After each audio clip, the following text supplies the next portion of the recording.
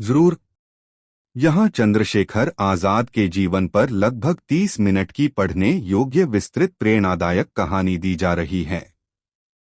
यह कहानी रोचक शैली में है ताकि आपको ऐसा महसूस हो जैसे आप किसी जीवंत प्रसंग को सुन पढ़ रहे हों।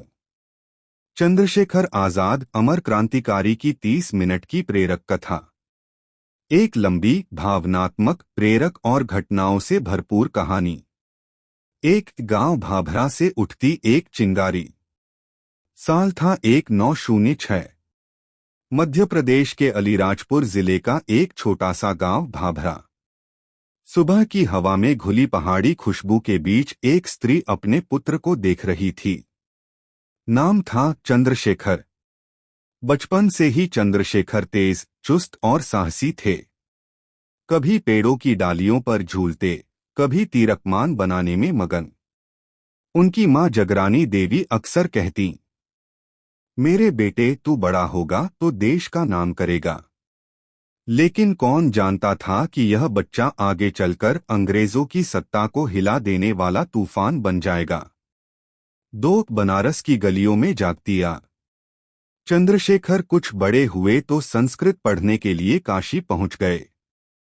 काशी की गलियों, घाटों और मंदिरों में देशभक्ति का वातावरण था। गांधी जी का आंदोलन चरम पर था। साल 1921 असहयोग आंदोलन में भाग लेते हुए चंद्रशेखर केवल 15 वर्ष के थे। अंग्रेजों ने उन्हें पकड़ लिया। अदालत में सबके सामने मजिस्ट्रेट ने पूछा, तुम्हारा नाम? उन्होंने कहा, आजाद। पिता का नाम? स्वतंत्रता। तुम्हारा घर? जेल खाना। उनकी इस निर्भीकता से अदालत सन्न रह गई। मजिस्ट्रेट क्रोधित होकर बोला, इनको 15 बेंत लगाए जाएं।